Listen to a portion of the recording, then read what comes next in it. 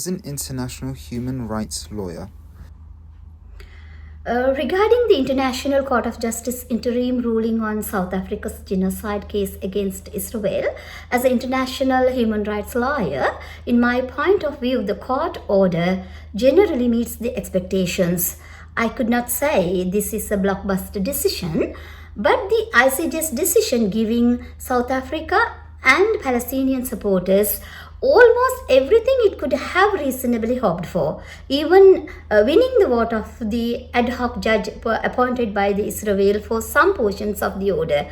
Today, the courts emphasize on the totality of the provisions of the Genocide Convention, not just genocide, but conspiracy to commit genocide, directing and public incitements to commit genocide, attempting to commit genocide, and complicity in genocide brings our attention to the full monopoly of potentially liability for Israel. Also, those who hoped the court would order the ceasefire that South Africa requested will be disappointed by today's order. But in my point of view, it would be mistaken to misunderestimate the impact of international court with broad legitimacy. Concluding that the rights of Palestinians in Gaza to be protected under Genocide Convention are plausibly implicated by Israel's actions. Also, the court order appears inextricably tied to an acknowledgement that Israel has continuing rights to protect itself from the threats emanating from Gaza. And the court declined to give South Africa what it had requested, a provisional measures stating the state of Israel shall immediately suspended its military operations in and against Gaza. The importance of the acknowledgement should not be overlooked in my point of view as an international human rights lawyer.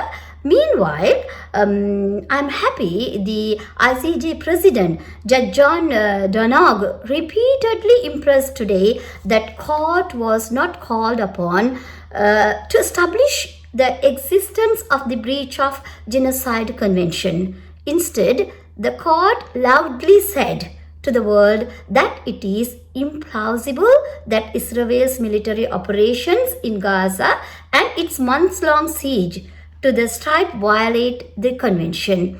I think it is heartening development in the atrocity prevention landscape because from now on all high contracting parties to genocide convention have duties of prevention. Government that supply Israel with arms have been put on notice that they are assisting what they may plausibly be a very serious internationally wrongful act. At a minimum, the implementation of all provisional measures should be a condition before any country consider further military or diplomatic support to Israel, and also whatever the legal merits of South Africa's case, it has been very useful in forcing Israel to publicly and factually attempt to defend its record on humanitarian assistance because the Israel government's doing a routing and purposeful blockage of humanitarian assistance. This obstruction takes the forms of siege tactics that deprive the population of critical services and goods necessary for their safety and survival. Also, the willful refusal of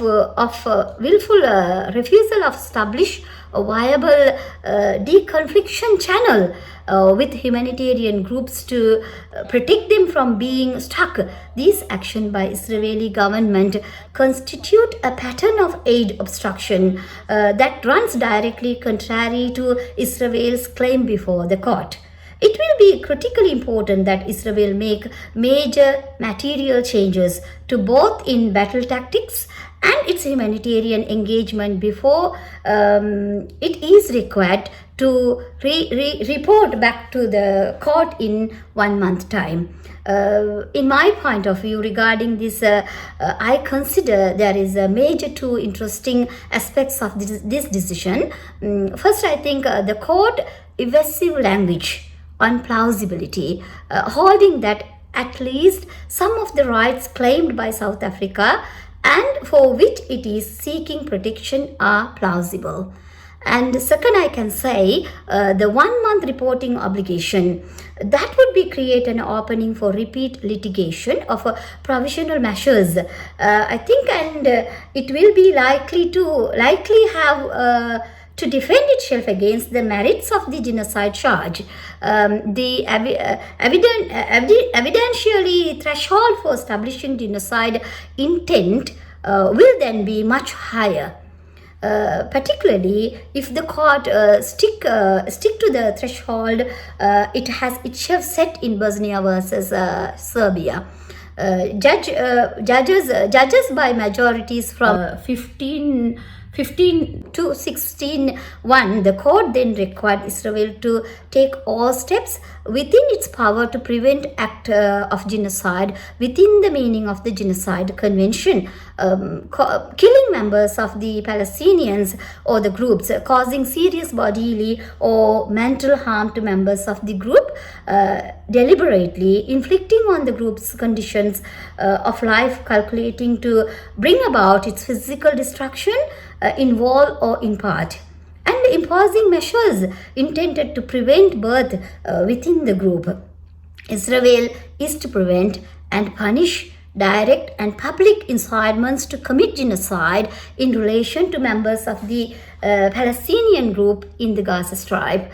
Israel is to ensure that its armed forces do not commit genocide. Israel is to ensure to the extent it can be provision of humanitarian assistance to the people of Gaza, and Israel is to report within 1 month from today on its obeying with the court order. Otherwise, it will pave the way to its international isolation. Unfortunately, in past orders issued by the ICJ against Myanmar in the case brought by the Gambia and against Russia in the case brought by Ukraine have been ignored by those states. Today, again, International Court loudly speak to the world justice in real time to need to prevent genocide in midst of an ongoing conflict. The court also remind all parties to comply with the international humanitarian law, consider regarding the all, in my point of view, either Israel or South Africa with pro-Palestinians will be happy or unhappy with all elements of the order, and we will wait and see what will happen next as today courts met our expectations. Thank you.